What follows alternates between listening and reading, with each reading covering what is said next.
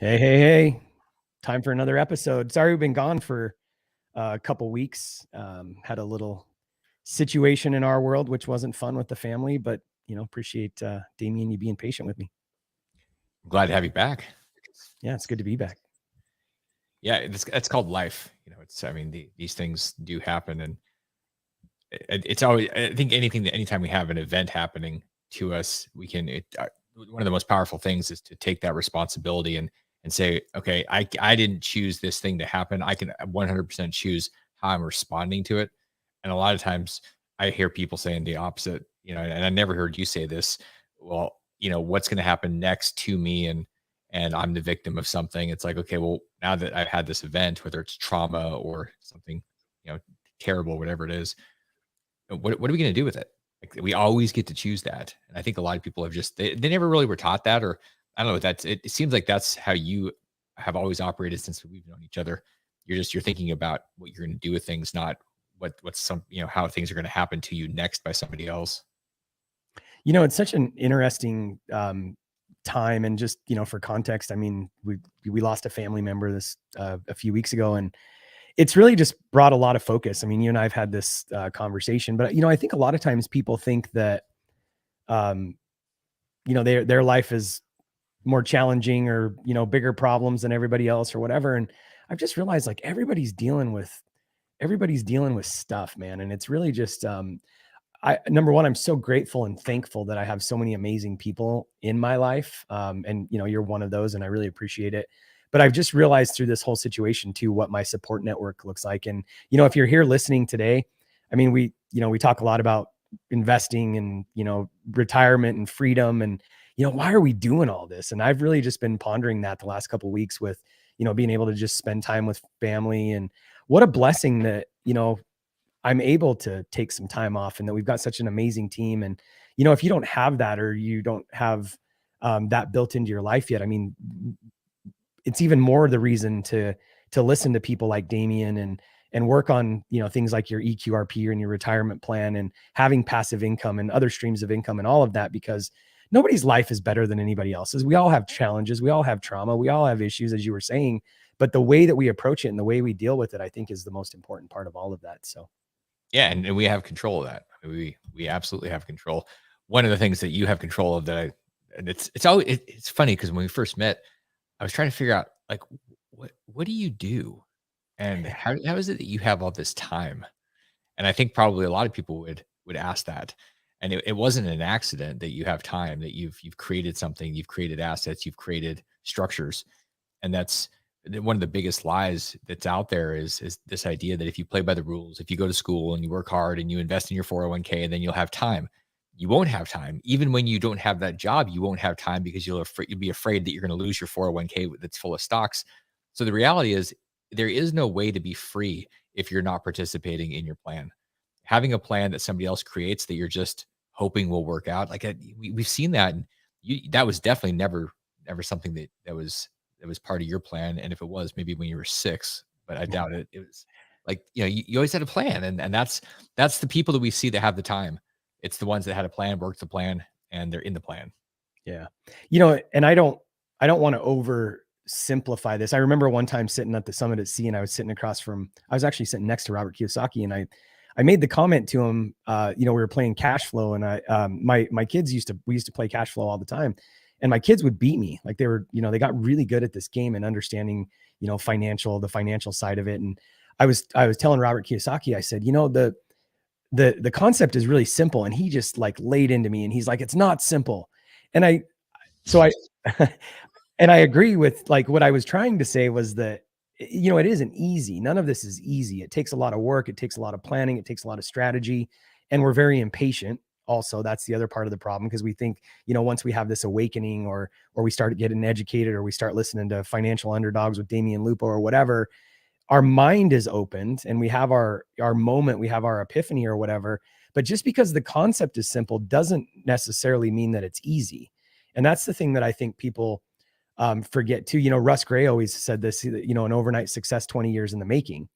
And just because the concepts are simple, actually, the reason why I was even saying all this is I was talking with somebody the other day that reached out to me that used to be one of my cabinet suppliers. Actually, this is the second cabinet supplier that's reached out to me in the last 6 months and has said, "What are you doing?" And I get on a call with him. I actually just referred him over to your team because he's like, "What are you doing? Like, we used to know each other and we used to be, kind of on the same trajectory. And you had this cabinet shop, and now I listen to you, and you've got this Investing for Freedom podcast, and you're always talking about freedom. And I'm so curious." He's like, "What are you doing?" And I'm like, "Well, just tell me a little bit about what you're doing." And he's frustrated. I won't mention names, but he was like, "They just changed my whole commission structure. Inflation's up 20%. Our sales are through the roof. They're doing price increases left and right. And yet they're telling us that they're going to cut our commissions by 12 to 15%. And he's like, I'm analyzing everything that I've got going on in my world. He's worked really hard. He's got his house basically paid for. He's got his, 401k with Edward Jones. He's done all the things. But he's asking the question, like, what are you doing? And so I just start talking about it. I'm like, well, and I started asking him questions. And I'm like, the first thing that you need to do is start an EQRP and then just start studying and learning. And so when I was talking about simple, that's what I was really thinking about, is like the principles and concepts around it are simple. If you're having an awakening, a financial awakening, you're having a moment and you want freedom and you want a simpler life, there has to be you have to figure out how to get there. And it is simple in form. It's taking some capital, it's putting it in a place where it can grow. And even if it's not growing today, putting it into an EQRP with, Damion and his team, and letting it sit there and simultaneously studying, researching. Okay, when I grow a nest egg to the point that I'm going to invest, where am I going to put it? It's that simple. Now, is it easy to execute? Not necessarily. That's great. I mean, it's really funny because people go, nothing seems like it's simple. This is complex and it's confusing, and we hear this all the time. And there, you have to go through complexity to get to simplicity, and Mm. that's one of the big hacks that people don't realize. And I was thinking about that with the companies that I run, and day to day, there's a lot of complexity that's going on, a lot of creation. This is where systems come into play. When you read the E-Myth with Michael Gerber, it's all about these systems and creating things. That is complicated. And when you Yeah. get done, it looks very simple. And when you have this beautiful estate and you have your vineyards, or you have all these things, it's very simple. And what did it take to get there? A lot of complexity. So I think there's some quote about simplicity is on the far side of complexity, or Mm. something like that. And so you have to be willing to go through that. And you know what complexity looks like? Work. And so if you want those things, and I think that's what people are missing. They're missing that work piece. They just want the simple life, but they're afraid they're going to lose it because they don't understand how you get there. Well, you get there by doing the work, which is, there's a lot of friction, a lot of complication. Even when you think about working out, being very physically fit, it's relatively simple. Like it's eat right and move your body. Hmm. Okay, that's a simple concept, and then there's a lot of work in, okay, what does that actually mean? And then once you've done it, like, you look at people that are really, really wildly successful health-wise, they're athletes, and they don't think about this stuff day to day. They've been doing it for years. It's who they are. Like you and Yeah. I look at business a lot of times in investing, it doesn't take us a month to figure out if a deal is good. It takes us about 5 minutes Yeah. because it's simple on the other side of the complexity that we spent years getting to. Yeah. It's such a good point that you're making too, just even around habits. And you and I had this conversation when the Go Abundance Champions event happened in Dallas. They brought in David Sinclair for the second time. And we had signed up for his program and did the blood work and all that kind of stuff. Well, then to go to the next level to work with him was, I mean, that was a pretty big 5-figure check, right? And I remember telling you this story, but somebody asked me, one of the champions asked me, "Are you going to sign up for this?" And I remember looking at Kara, and I remember saying, before I go spend multiple 5 figures on something like this, I should probably just clean up my eating and go to the gym consistently. And that's another version of like what you're saying, whether it's business or health or whatever. Um, I think we're always looking for the silver bullet or the big hack, whether it's, growing our personal bank accounts, or whether it's buying our first property, or whatever, getting our health in order. Like, it's easier in our mind to go spend $50,000 on a coach or a program than it is to just go to the gym every single day. And there is no magic bullet. There's no silver bullet in any of this. The It, principle is really it, simple. The action is not. Well, no, and it's, and what we want to ignore is the reality. And whenever I'm looking at myself or somebody else trying to figure out how to get from where we are to where we want to go, it comes down to a couple of things. It comes down to the calendar, the cash, the credit cards, and really, what are we doing? What are we doing with our time? What are we doing with our money? And you can see how people are spending it. It's why we're like why we're not healthy. And it's why we're broke. Mm. Like, it's you just come. And so, what does it take to really? Do you need a $50,000 coach? You need a $50 calendar and a spreadsheet that shows you how much you're spending. I mean, I did that for a year, and I was like, oh, there's a reason that I don't have extra money, because I spent $2,000 as I'm drinking my Starbucks. I spent $2,000 at Starbucks this last year. That's what Yeah. I did when I monitored this stuff. And listening to MJ DeMarco's book, who I really like. I think he has great stuff, great personality, super fun and smart as hell. And he was talking about all these gurus that say the secret to wealth and to be financially free is to stop going to Starbucks and invest in a mutual fund. And I'm like, right, just like the guru from Fiji that tells you that you can make your millions if you invest in index funds. That's not true. What you're going to have to do is get more active, and it's really understanding how you're activating your 168 hours. Like, you and I have the same amount of time, same as Bill Gates and same as Oprah and same as everybody else, Elon, and then we use it differently. Most people that don't get anywhere where are trading their time for dollars instead of trading their dollars for time. And they're doing things that they shouldn't be doing because they're cheap. And seeing that, it's really obvious to me. And then you say something and they go, "Oh no," because they want to defend. Mm. And and you go, you are exactly where you are meant to be based on what you created, because you made those choices. Nobody else made those choices for you. You're not 4 years old. Like, Yeah. that's what it is. Yeah. It's such a good point. And, I've said this forever, and I think it's a version of what Einstein said, the definition of insanity. But literally, if you want something different, you have to change some habits. You have to leverage something different in your life, whether it's knowledge, information, or whatever. And as we're talking through this too, I want to just really point out, I remember reading The Ultimate Sales Machine by Chet Holmes, and he was always talking about pig-headed discipline, right? Because even though we get a concept, and even though we implement something for a week, 3 weeks, even 6 months, if you don't have pig-headed discipline in your business, which is what Chet was talking about, you're going to lose it eventually. Because even if a habit has been built, things come up, time comes up, life comes up, and it's the same thing. I want to give us a little bit of grace for a second, but also acknowledge and understand something. The system is rigged against us. Mhm. Even when we're talking about health, look at how we talked about this when COVID was first hitting. The shelves were freaking empty when it came to processed foods, like the breads, and the things that were left were things that were just healthy that nobody wanted. And it's just such a funny, perspective, because the system is rigged against us, whether it's health, whether it's processed foods, whether it's the financial. They don't want us to be educated. They don't want us to break our money out of Wall Street. They don't want us to take our money out of Edward Jones and put it into an EQRP and manage it ourselves, because then they don't get to control it. And they don't get to control our minds. They don't get to control our health. I just kind of went into like a whole different, but the reality is, we got to give ourselves a little bit of grace and understand that the system is completely rigged against us. But that doesn't change the fact that we're the only ones that can step in and own our future. Nobody's going to do it for us. In fact, if we go that route where we say, try to get somebody to do it for us, you're back in the machine. Yeah. And I mean, who wants to live in the matrix other than the one guy that wanted the fake steak? That he was like, no, just put me back in the matrix. I want to taste the steak. I don't care if it's real or not, because my brain doesn't know any difference. And it's a choice. I mean, especially in America, it's absolutely amazing that I remember I was reading something years ago, and there was this immigrant, and he's saying, I don't understand why anybody in America would not start a business. Mm. What is wrong with you Americans? Don't you understand? This is not an option from where I come from. And Mhm. I remember being in Peru and hearing the taxi driver saying the same thing. He was really wanting, and he was hungry, and he couldn't do it. Like, there are limits on places. So in America, to not take control as an entrepreneur, to not start something, to not create something, doesn't have to be full time. It's just Mhm. something that you're creating, that you're actively participating in. It's a big deal, and people don't even realize it because we don't have any contrast. Yeah.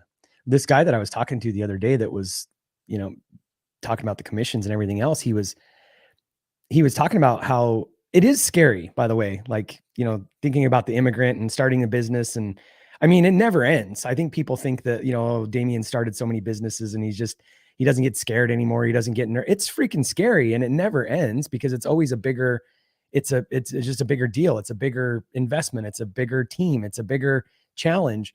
It's always scary. But this guy was saying the other day, as I was talking to him, the one that I referred over to your team, he was like, it is scary to start thinking about this stuff and realizing that all these years, I've just tossed it over to somebody.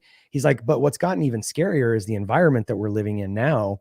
And the fact that I don't control my commissions. He's like, I'm just starting. And he's actually an independent. He owns his own business. He's just an independent rep. Mm. And so even that, the fact that he's a business owner, we're still at the beck and call of our clients. And this is another version of, making sure that you don't only have like one or two or three or 10 clients even too, because that could be your only stream of income. And if one or two of those major ones shut you off, you're done. We've heard that for years, where people say, wait, you think setting up a business, having a business is scary? And why? Because I mean, and then you ask yourself, well, what compared to what? Having a job? You have one customer when you have a job. That's your boss. That's the company. And if that customer decides that they don't want to do business with you, it's called unemployment. And so having, like, it's a different way of thinking about things. People think there's actually security in a job, and that's not true. There's security in you, in your choices, in your commitment. It's always funny to me when I just watch my employees, my team, and I see them, and I go, you guys. I mean, I'm just thinking to myself, everybody here has security. They've built security because of their attitude and their work ethic and their commitment to growing. And it's not because I'm writing them a check. Because if I wasn't writing them a check, they are all they're creators. Like they're not going to have an issue. They're not takers. The problem with people is that when you become a taker, you're trying to figure out how much you're going to get. You actually need job security. The people that are creators, that hustle, they don't need job security because the job market's going to come after them and want to because they're delivering. And that's different. That comes down to what you talk about all the time. What I love, it's about the mindset. It's not about the freaking tool. It's not about the investment. It's about the mindset. It starts with that and it ends with that, and it's that the whole way through. So what should you be working on? Probably the mindset. Yeah. Makes so much sense. And I'm just even thinking about, I know so many people that have taken their skill set and turned it into, a video course or a book or whatever. And I mean, Damion would probably be the first to tell you, you're not going to get rich off of a book, but I'm just thinking about my son, Dylan, who's a professional wake surfer and has done really well, since he was 15, 16, competing and everything else. And then he got some sponsorships, but he even got to a point where he realized, I'm not going to get wealthy off of competing in wake surfing, even though he, top 5 in the world. And so then he starts coaching, but then he starts realizing he's trading his time for money. And even though he's doing really well and makes a great hourly wage, I mean, he's starting to understand too, that every hour that he's coaching, he's got a boat that's running. And even though he's billing $250 an hour, his boat's costing him $100.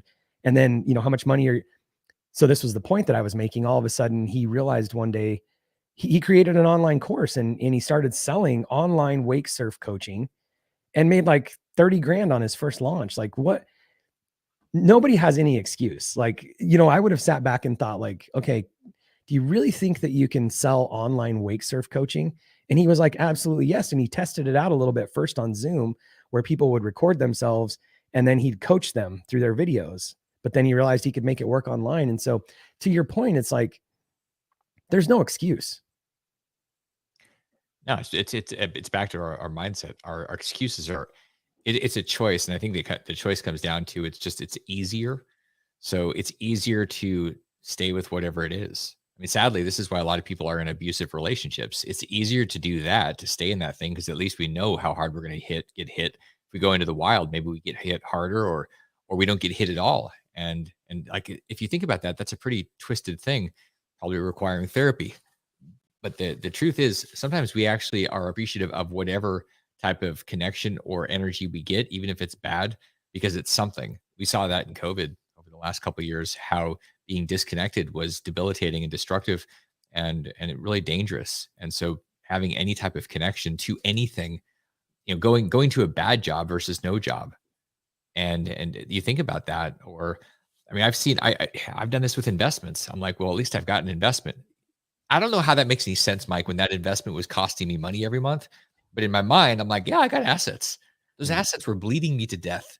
And there was and for my psychology, my mindset, I stayed in those investments for months and months and months and years until it didn't take too many years. I mean, back in 2007, 8, it was, in 12 months, I went from hero to zero and then beyond. And it was because I wasn't willing to cut and make the hard decision. The easier thing was just to borrow more money and feed the beast and not really own the fact that I was stupid as a box of rocks right then. Yeah. Well, even like what you were saying earlier about what'd you call it? Calendar, credit card, and cash. Like the calendar, I mean, I'm not gonna forget that after you said it because it's like, well, that's simple, but again, it's not easy. It's not easy to do because even like the calendar thing when you're talking about assets, and I'm particularly thinking about one property that I own that I'm like, when you were saying that, I'm like, okay, I need to stop and take 20 minutes and deal with this thing because it's not, it's so small, it's out of sight, out of mind. But literally just stopping for a few minutes and putting some time on the calendar and dealing with this situation, but you just put it off, right? You just keep putting it off and putting it off. And it's the same with quitting that job or, getting overwhelmed. And what you were even saying earlier, I remember Kiyosaki saying, the scariest thing to me is knowing on January 1st what my what my bank account's going to look like on December 31st of this year. And when he said that, I was like, or what amount of income he was going to make. When I heard him say that, I was like, man, that's so true. Because we think it's scary to step out and, start investing, or what if I make a mistake, or what if I lose some money, or what if. But what if you wake up on January 1st of 2022 and know that day that you're going to make $79,000 by the end of this year, and you're going to maybe have saved $2,000 or $3,000? That shit's scary. Yeah, that's terrifying. Yeah. I mean, it there it made me laugh thinking about, I was listening to Kiyosaki on his Rich Dad show with he and Kim and Jeff Lang and Russ and Robert, the real estate guys, listening to those guys. And one of the interesting things is, you and I've been following Robert Kiyosaki for years, decades. And I remember before anybody really knew who he was in the late 90s, we were all living in the same place, back in Arizona. And sometimes people get it, they do well. The danger with doing well, I mean, I look at my own example. You do well and you think that you're smart. Mm. And it doesn't necessarily mean you're smart. It means that maybe you got good timing. You might be smart. But one of the things that I see is the things where when I hear people saying things that I know are wrong, but because they've said them, they're defending their position. And one Mhm. of the examples that I've heard Robert Kiyosaki say for years, he hates 401ks and retirement accounts are stupid. And I'm like, well, no, that's actually just a pig-headed idea because you don't understand that you have the ability to have control. And what's happening is people blanket their statement to cover an absolute everything. It's like when you get into a fight with your spouse or somebody and you say, "You always do this," or "You never do this." And the reality is that's not true. It's just not. Like Mhm. it's and yet when we hear people say things like 401ks are the worst thing and I would never have one, and I laugh and I go, "Okay, so why does Peter Thiel have a $5 billion Roth account? Because he's a moron? No, he's 1,000 times richer than you are, and I don't care who we're talking to." And so what's the purpose? And the reason I'm saying this is because when we have an idea that we're not willing to disrupt, then we're missing out. It's having a blind spot. And that's Yeah. what it's coming down to. Are you owning your blind spots? Are you willing to challenge your assumptions and be wrong? Or is your ego too fragile? And I think a lot of people are trying to defend their ego more than they're doing anything else. Don't you think? Yeah, well, and even as you're saying this, I work with a coach. His name's Dr. John Ryan, and it's been amazing for me. But even as you're saying this, like I'm a huge advocate of the EQRP, like the retirement plan, right? It's a 401k. Um, but I've would still find myself like saying we have these deep rooted like language that we've just been programmed. And so even like you're saying with Kiyosaki, as you were saying that, I'm sitting here thinking, I could probably still find myself saying, don't fall into that trap of, go to school, get a job, invest in your 401k. It The reason why I brought up Dr. John is because it's been really good for me over, the last year working with him to just really check my language, tying that back to my beliefs. And that's what I like heard you just saying. Because even though I believe that 401ks are good if managed properly and set up right and handled properly and you have the right education behind it, we automatically just bundle our language into like what you were saying. You always do this, or you never do this for me, or you shouldn't invest in a 401k. And that's just not so. Like it's just it's not looking at that from a surface conversation, but really diving into it, what type of 401k should you be managing or investing in, right? Yeah, it's asking a better question. Mhm. Instead of having an absolute statement, it's an absolutely great question. And that's the difference. That's when the languaging starts to open you up and your beliefs aren't I'm smart and I'm right. My Mm, beliefs are I'm curious. And there's a huge shift. And I think one of the things that's happened for me over the years when I look back, I've watched myself where I go between knowing and curiosity. And I've noticed that there's times where I want to be certain because I want to be strong. I want to be in a leadership position. I want to be a thought leader, and it's important. And I don't want to feel stupid. And what's fascinating is that's when I think I probably feel the stupidest, when I'm so certain, and there's this like because I can feel myself blocking things off, and then something pops up, and I go, "Wow, I wasn't even open to anything." I was. One of my mentors said years ago, he goes, "I may be wrong, but I'm never in doubt," and that stuck with me. And I went, "Okay." So because you and I, as business owners, will make decisions, mm, dozens, hundreds a day, mhm, and we don't have time to be spending. We have to be certain, and we do it. It doesn't mean we're not wrong. mhm, We're also open to information, we're open to other ideas, and that's there, and there's a balance when you're open, you're not a wishy-washy waffle, mhm. as John Kerry used to be called, or Bill Clinton, or whoever we're talking about in politics. Yeah, There's value in being open. There's also value in being decisive. So I think, and these are things. This is part of the experience. This is where you have to go through it. There's no hack where you go, okay, I'll have perfect curiosity and perfect decisiveness, and it's a 60-40 split like stocks and bonds by some financial advisor. That's not how it works. yeah, You're constantly making it up. It's more art than science. yeah. Yeah, and I think, even as you're saying this, I remember hearing Norman Schwarzkopf, talk about making sure that you have a good enough team around you that even if you're making a bad decision, that team will take that decision and make it good. And I think that a lot of people that are frozen with fear, or they want to do something bigger, or they want to quit their job at some point in time, whatever it is, or they want to invest in a certain asset class, whatever, they don't move through it because they're fearful. But really, as you're saying this too, the only reason that we continue to move forward, and I think people will look at this sometimes from the outside and say, oh, well, Damion just made 99 right decisions and it's always perfect and it's always rosy. No, that's not true. You just trust yourself to move through and take the messy action and get moving, and you trust yourself and your team and your experience and your knowledge enough to know that you're going to make quick adjustments. And that's the thing that I think everybody needs to understand and know, is that nobody's out there making 100% or even, a 50% batting average. We make mistakes every single day. We just make them so fast and so often that we move through it and just hope that they're not big enough that, it causes big issues. And I know, if you talk to anybody that's successful, and Damion, you've been pretty open about your past, I've made some big mistakes. The key is just not making too many big mistakes, right? And adjusting quickly. And I love the Mark Twain quote. As you were saying this, it reminded me, he said, it ain't what you don't know that gets you into trouble. It's what you know for sure that just ain't so. And I love that, because so many people, and I think I could fall into this trap too, but when we are so set on believing a certain thing, and I was so inspired by what you were saying a few minutes ago, like, we just have to be open. We have to be curious. We have to remain flexible.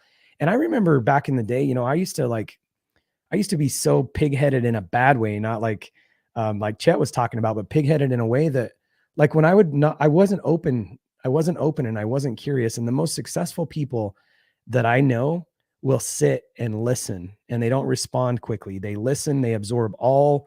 I've tried this as a leader. I want to sit at a table and I want to take everybody's viewpoint and I want to try to understand that. But ultimately, at the end of the day, it's my responsibility to make the decision.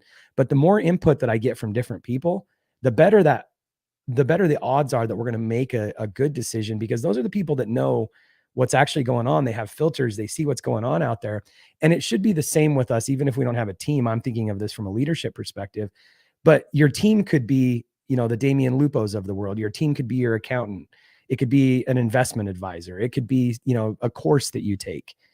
Having a team around you that you get all these different opinions and viewpoints is a good thing. I think it's everything. I think it's that's one of those weird absolutes, like an absolute universal truth, that it's they're having a team. There, one of the things that I learned, you're talking about being with Robert Kiyosaki on the summit, the real estate guys event. And when I was with him last year, we were playing cash flow, and one of the things that hit me, and I've played cash flow hundreds and hundreds of times for 20 years. I was playing cash flow on a board game in the evening when I was buying houses, playing the game in real life during the day. It was very cool to tell people, yeah. And they say, what do you do? And I said, well, see this game that we're playing right now? That's what I did from 8 a.m. until 5 until I came over here. I was doing that thing. One thing that I didn't do, and it's funny, 20 some odd, 25 years later, I was sitting around this table, and one of the things Robert said was, you don't want to have too many people at the table. You want to have the ideal number of people playing a game is 4. With cash flow, it's 4. Wow. And I was thinking, why is that? And of course, it didn't take long for him to go, because it slows everybody down if you have too many people. And that's the same thing when you have democratic voices, when you have people that are saying everybody should have a voice and be a part of the conversation. And you know how you get nothing done? Have everybody arguing about it all the time. Somebody's got to make a decision about stuff. And the other problem is, if you're waiting for everybody to go and you're like in line and doing your thing, that's called being a good compliant industrial age worker. You just wait in line and you just, whatever. You get bored. And so you go take up substances or Netflix or something. So the point here is to figure out how to get the right number of people in the conversation and on the team.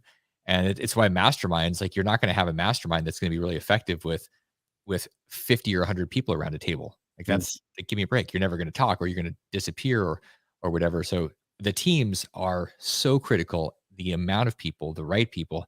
And what do most people do? You know who their team is? Their neighbors, whoever they happen to live around. It's called, my CPA is here by proximity, not because it's the best person I could find. My attorney, I don't know, it's my spouse's brother-in-law or my brother-in-law. Like, it's whoever I happen to collide with. And I mean, so many of the people in our life are collisions. They're not thought out. They're just like, we just random bumps into people. Why would we do that? Because it's easier. Yeah, it's so true. And the excuses get less and less in this day and age. I mean, COVID accelerated so much, but like you were talking about the CPA, and by default, because it's my neighbor and because I've known him or I went to school with him or whatever. In this day and age, there's no excuse, because we have access to so much, not only people, skill set, knowledge, information. There's just no excuse for us to just, stay in the rut that we're in. None. It's easy to have a great excuse when you have people around you that are making excuses, because then you're normalizing your excuses and they seem rational. So if you have excuses, you're like, nothing's wrong with that. It's because you have a bunch of losers around you. And like, truly, I say that if people are making excuses around you and you're not getting rid of them, that's what makes you a loser. Not choosing when you can choose. Because I mean, who doesn't have the ability to choose? Said nobody ever. Like, everybody does. And it's funny because another, like, this is pick on Robert David. He'd go to events and he'd have his fingers and he'd call everybody loser. You have a job, loser. And I'm like, oh, really? So the next time you go to your doctor, you call on your doctor a loser. Like, I don't think going and working. I work every day. I'm an employee. I work for the company. Yeah. It's my company and I work for it. And okay, so am I a loser? No. I'm deeply committed to something. And so I'm choosing every day. The thing that I'm choosing is, who am I going to be around? What am I going to allow to come in? And yesterday I was with my trainer, and one of the things that I've noticed over the years is how I'm observant of my ego. And my ego, I used to let my ego do things. I wouldn't give people feedback. I'd get a massage and somebody be hurting me and I wouldn't say anything. Now, if they hurt me, I give them feedback. Now, I had one recently where she just kept going because her feedback fixing lasted 3 seconds. And then she went back to pain. Different story. But like, my ego is not going to prevent me from saying, hey, you know what? Something is off here. Let's not push it. In my 20s, and probably for most guys, I don't know, most girls or most theys, I guess, everybody, it's just an ego thing for humans. We tend to not acknowledge reality. So we push ourselves to a place where we get hurt. We push ourselves, or we don't push ourselves because our ego is driving the ship instead of our more enlightened self. And this is, some of this has to do with wisdom, but I mean, there's plenty of people that are 60 years old and their ego still drives. And it's like, have you not learned anything? Yeah. Like, where have you been? Like, no, the ego's been running the ship. And that's something that all of us have that choice in. It ties back to what you were saying earlier about just what ain't so. Like, you always do this. I'm thinking about even just the language behind it, and I don't know why I'm stuck on this, but when we think about ego, like ego, when you said you know you didn't want to tell her like, "Hey, lighten up," I wouldn't have thought of that as ego. But the reality is, you know, you were telling a story, and I think this is probably a good segue into it about asking for a discount. That's ego when we don't want to ask for something, or we don't want to ask for, you know, whatever it is we're asking for. It's ego, and I wouldn't have normally thought of that. I just don't want to be a pain. I don't want to be an issue. I don't want to be this. But ego is also what prevents us from asking because we're scared to hear the word no.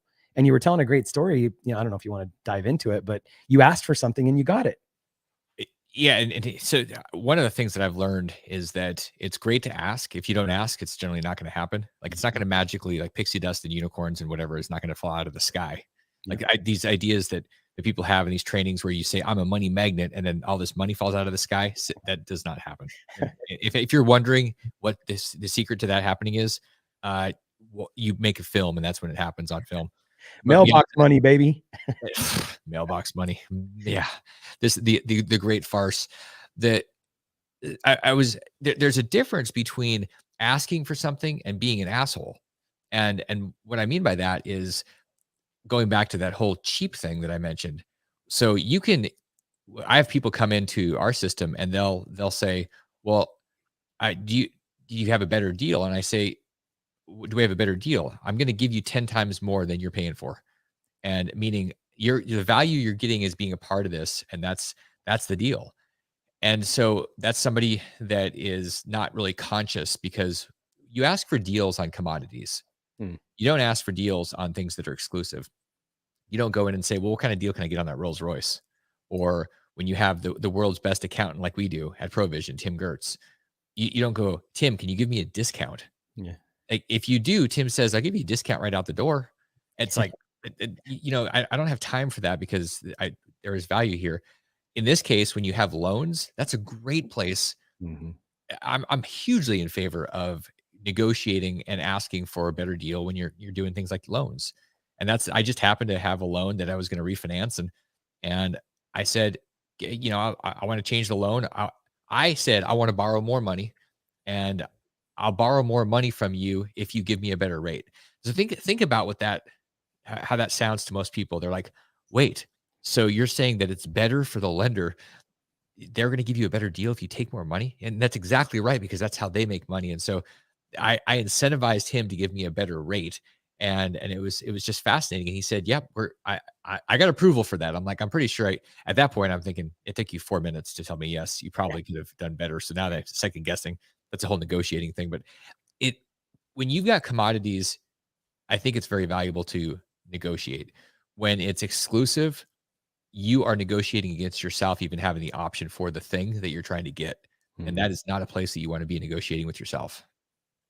Such a good point. I'm thinking this is kind of a little tangent, but I was thinking of this guy that used to work for me, a sales guy back in when I had my HVAC company, and I loved working with this guy because he was high energy. I mean, all day, every day was just high energy, and I never forget. I would get phone calls during the day, and it'd be him, and I'd answer because he's out selling, and he'd be like, Mr. Ayala, I'm here with customer X, and they're wanting to know, can we throw in a free this? And I'd be like, sure, whatever. Like, just, you know, but he would always ask, but he would put me on the spot. Like, what am I going to do? Say no to like the customer? But it was always something within reason. It wasn't, you know, it wasn't like he was giving away the farm, but he would put me on the spot in order to close them. And so it's a different version of it, but he basically would ask me for something that I couldn't say no to.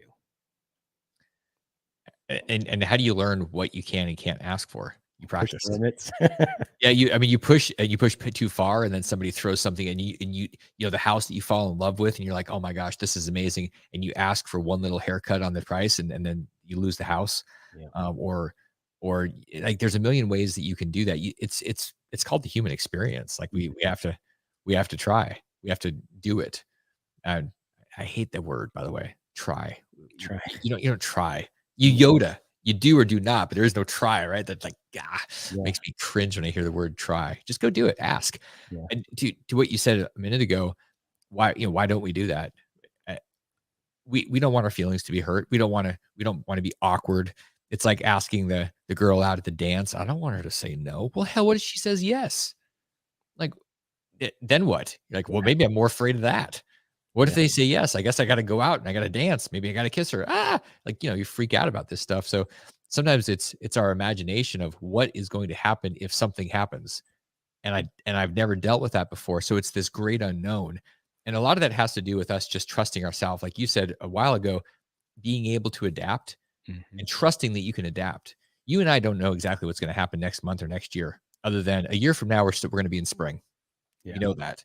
There's going to be seasons. Do we know if it's going to be like in Alabama? It could be winter, summer, spring, or fall next March. Like on any particular day, anything's possible. And so, does that make us paralyzed? So we're not going to want to get up? No. You say, okay, well, if there's a tornado, I went to sleep the other day and there were tornado warnings happening all over the place here. I was like, fine, okay. Like you just you if it happens, it happens. I can't control the tornadoes. I can deal with it if it happens. And so much of what we did this during COVID, we were planning for so many different things. And uh, one of the things I think a lot of people did, I know I missed it, was planning for and engaging with the things that were positively happening because I Mhm. was spending too much time planning for the demise of the everything, my world. And so Mhm. that we've got to be careful about how much planning for the end I mean, we'll get to the end, right? Like, but we kind of go down that rabbit hole sometimes because of our fears. Yeah. Well, I think it's, just there's a theme here today. I mean, remaining curious and uh I love what the Bible says. There's a wisdom in the multitude of counsel, right? And just having people in your lives that even if they disagree with you, like I kind of feel like, as we wrap this up today, it's important to not get into our echo chambers as well. And I think that's what we've done so well. Um, I've had so many conversations, and that's what I love about hosting a podcast and doing things like this is because you get to ask questions. And I have a certain idea in my head about what I think is going to happen, but the more people that I ask this question, like, what do you think is going to happen in the next 1 to 3 years? You might get 15, 20 different opinions. And guess what? None of them are going to be exactly right. None of them. There's not one. And I heard something yesterday, even, I don't remember who said this yesterday, but somebody was talking about how most people, oh, I know who it was. It was David Green from Bigger Pockets. He put up a Facebook post and he was saying that most people will squawk recession and they'll squawk downturn and they'll squawk the negative because if they're wrong, nobody calls them out on it. But if you say, hey, things are going to go really well, and then something happens, you're going to get called out on it. Right. And I don't know if that is right or wrong either way, but I just love hearing all the different opinions because the more educated I am, the more curious I remain, the more I can build my own idea about what's going to happen. And guess what? My idea is never going to be right either. But the more I can mitigate potential opportunities, you and I think we're talking about this, but Justin Donald said at the couples mastermind, I don't know, a month ago, somebody asked the question about a situation they were having in an investment. And he said, usually there's best case scenario and then there's worst case scenario. And usually what actually happens is somewhere in the middle. Yeah, it definitely comes down to that what I've learned is that you plan the best you can and you move on to the next thing that you plan for. It's not staying in that thing. A great example of that is this obsession around perfection. Writing a book, I've written quite a few books, and it is amazing how many times it's an unlimited opportunity to reevaluate and second guess what you've done. I mean, my book Reinvented Life. I think I rewrote it and republished it like 20 times, and I finally stopped. I was like, "What am I doing?" I mean, it's out to print. I have like 20 different versions the first year. I'm thinking, "Why am I doing this?" Because somebody said, "Oh, you missed a period." I found on page 52, and that sentence didn't make any sense. And I go, why does this matter? And it's like having the perfect scenario for a recession or having the perfect investment. Okay, you know what? So that's where you have a variety of things and you keep, and then you also don't get so wound up like Henry Ford. If somebody asked him, what happens if you lose everything? I go make it back in 5 years.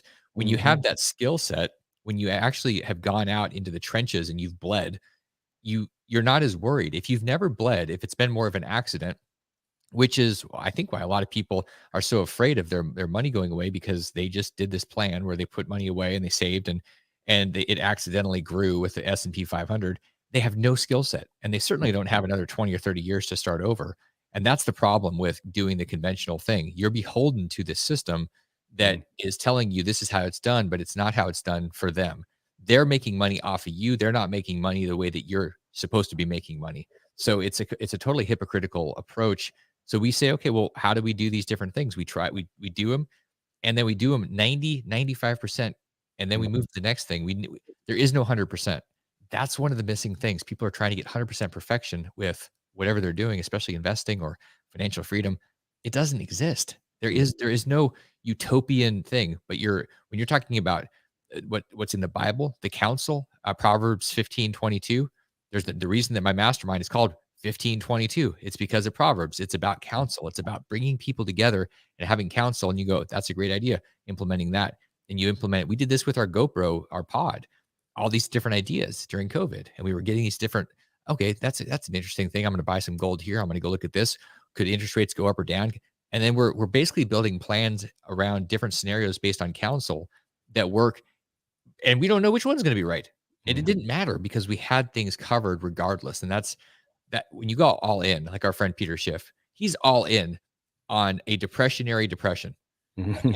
It's going to happen, and it's going to happen every day for the last 20 years. Yep. And so when you're all in, you're consistent, and eventually you may be right, but you're going to be wrong for a long time. And maybe that makes you mad, or maybe you don't care as much because you have a plan for some other stuff. Yeah. Well, and when I look at those fundamentals too, like I tend to fall in that camp of like, I mean, I can go off the deep end and be like, oh my God, we need to run to, the Sahara Desert and die. But also like I miss out on so much opportunity too. And so I think it's just like you said, mitigating the risk. And you know, you were talking about 100%. I'm reading this book right now called What Got You Here Won't Get You There. And I think that's a good way to just kind of, put a bow on this thing. It's it's true even when you were talking about the first generation entrepreneurs, there's nothing to lose. It's true when you quit your job. When I quit my job and I started my own company, I had nothing to lose. I could have went back to the job that I was at, right? You have nothing to lose, but then as you start gaining, now you're in a different place and you have to shift your mindset. And so what got you here won't get you there. And I think that's the thing. That's why I love having conversations with you. That's why I'm passionate about doing this every week. Because what got us here won't get us there. And we have to keep cultivating that renewing of our mind, right? And just up leveling that whole conversation. And so many times people get fearful because now we have something to lose and we don't up level our mind again. And so we stay stagnant. And if we're not going to new levels consistently, that's not a good place. That's not where I want to be. So, No, and I love that you're bringing this up because what that book, when I haven't read the book, what I immediately think of is what got you here won't get you there. So what got you here is a group of counsel. It's people. I'm not saying get rid of your spouse because your spouse isn't going to help you get there. That's not what I'm saying. What I'm saying is that the accountants, the attorneys, some of the people that work with you for you that you work for are not the right people to get you to where you're going. They're the people that got you to where you are today. And it's and so what do you do with that? One of the things is you forward hire. If you have a business, if you're going to start a business, you hire people that are further away than where you are now. What does that mean? If you're making a $500,000 in your company, go hire a CFO that's used to working with $20 million companies, not $200 million companies, because it's too big of a chasm and you won't make any sense. But mhm, stretching you past where you are is such a powerful thing because you start getting things in place. You normalize a $20 million company. You're thinking, okay, $20 million companies generally don't have one person working. They mhm, have a team, they have systems, they have a facility, they have all these things that are normal. And so if you're trying to do a $20 million company and you have no team, you're just going to stay at a $500,000 level or wherever you are. So it's bringing in the future environment and making it normalized. It'll pull you into wherever you're going. That's a very interesting way to have an impact and strategically get yourself there, because otherwise you're like, well, why isn't it happening? Because you're keeping yourself compressed because your thermostat's stuck on 62. yeah, yeah. And so many times I think people are like, as soon as I have this, I'll do that. Yeah. When in reality, it's like, as soon as you start doing this, you'll have that. I'm thinking specifically when you're talking about hiring people. We were on our couples mastermind call the other night, and there's this lady in there that's just rocking it, man. Her business is growing, and she's like, I need to hire an executive team. And then she's like, but I'm scared. And the question was like, well, what happens if you don't? Because you're overworked, you're overwhelmed. The business is growing. Her business is actually growing, like in spite of her and without even hiring. And so it's like, if you don't do this, you're going to have to start slowing down the growth. And so I think a Mhm. lot of times people are like, as soon as I have this, I'll do that. No, do that, and then you'll have that. That I love that goes back to the people that are like, well, I'll be charitable once I have money. And I go, that's like telling the fireplace that you'll give it wood once it gives you heat. That you're violating the laws of God.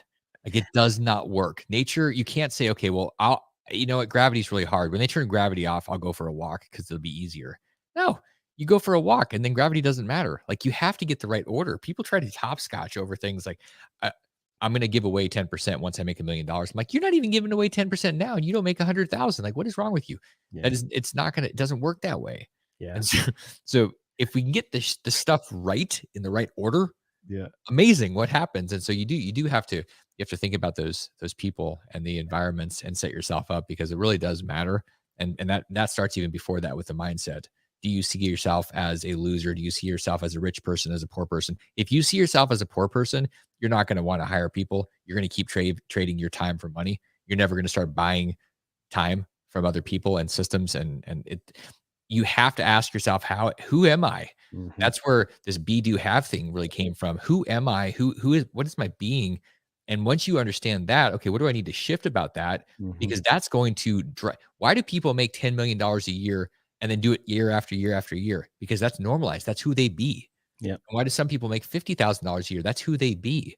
And Yeah. you say, well, no, they're smarter. They're not 1,000 times smarter. And it's who their being is, and it's naturalized, and they do the things because Yeah. that's who they are. It's a different approach. And Totally. obviously this is taught in school. I love it. So, my takeaway from all this is if you're a greedy poor asshole, you're gonna be a greedy rich asshole. Like, it just doesn't change. And you probably will never end up being a rich anything. You probably won't. You're just gonna be where you are. And if you win the lottery, guess what happens? You are the rich asshole for a minute. You're really just an asshole with a bunch of money for a moment. Yeah. My brother-in-law, we should probably wrap this up, but my brother-in-law years ago told me this study that he had read that like, they did this study and basically once you make above 75,000, like you don't get any happier. And I think we've even had this conversation so many times. I've heard that quoted and it's just true because it's not about the money. It's about the mindset. It's about the growth. And as we started out today, just, so thankful for you and just people. And I mean, it's really just about all that, right? The money is a byproduct of good living, man. It always is a byproduct. And when you start to realize that and you start asking, you ask different questions. You're not asking how am I going to make money? You're asking how am I going to make an impact? And how am I going, what am I going to do to create joy? And not Damion's version circa 2002, where you're a giant ass hedonist. Mm, That's not what I'm talking about, but it's the joy of connecting, the joy of satisfying the 6 needs that are not just security.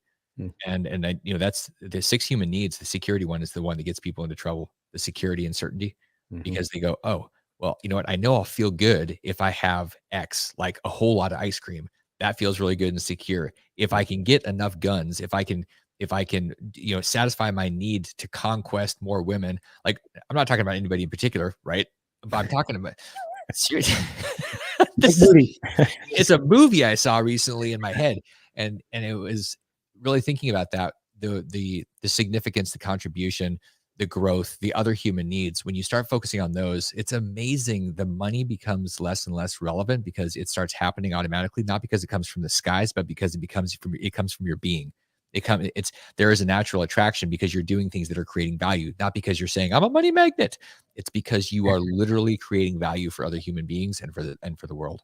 Yeah. As you're saying all that, I'm thinking about another Kiyosakiism. Like, if you want security, the most secure place in the world is prison. Yeah, and if you want loyalty, buy a dog. As Al Dunlap said, I bought 2. There's ways to satisfy some of this dumb crap that you want, like the loyalty and the security, but uh prison, I mean, an option. And there's a pretty effective, efficient, direct route to go there. I mean, but is that what you really want? Maximum security? Maybe not. Yeah. And my other favorite quote, I'm gonna have Mike do some Damionisms from this, but if you want the box to get hot, stuff the wood in it. I'm just like, Where's Damion coming from today?" I'm like, I'm loving it. It's good. So anyway, should we wrap this up? Yeah, man, let's do it. This has been good. It's been fun. Yeah. Any final words? Yeah, I think that we need to find a way to have a mobile camera so that when we have life, we don't miss these moments because it. One of the things that I've thought about. I was thinking about this the last couple of days working think 12, 13-hour days. And that's, I mean, sometimes I hear people saying that, but it's hard. Like it's not when you're, especially when you're engaged in, you intellectually, it's Yeah. exhausting. And what happens when you do that is you stop, like the power of habit and Charles Duhigg's book, and it was that book or Atomic Habits, but you run out of willpower if Mhm. you don't do things. So my decision making at 8, 9 o'clock at night after 13 straight hours was really, really crappy. And so what does that mean? Not doing the best eating. And Mhm. I mean, I'm not saying I did, but I might have had too many glasses of wine, and there probably wasn't a workout involved. And so it just, it made me think about these things, and I don't even know why I got off on that topic, but it was just interesting the last couple of days. Oh, life. We if it matters, we do it, and so like you and I've talked about working out. It's not something that gets the scraps. It needs to get the core chunk on a calendar, and it's consistent, and everything else has to fit in around it. When I Mhm. make a decision to let working out fill in around it doesn't happen. It ha Mhm. it's because I'm not making it a priority, and what's a priority is going to be what our life looks like, Yeah, I agree. I love it. So you were saying get a mobile camera so that so that we never miss these moments. Because man, this is awesome. Like this is super fun, and yeah, for me, because I'm just going to watch it again, and then I'll have another movie to watch in my head. Not yeah, not be and in 2002. even if nobody else is watching, I'm gonna watch it. It doesn't matter. Yeah, it doesn't matter. Mike's like, "Just keep doing it no matter what, so we have some good content." I'm like, "Great, perfect. Yeah, Love it." all right. I'm in. Well, we'll see you, I mean, I'll obviously see you before next week, but I'll see you next week. Yeah, see you guys. See you next week. See you all next week. If there's All right. anybody out there, we'll see y'all Anyone? soon. Anyone? See ya. Bye, guys.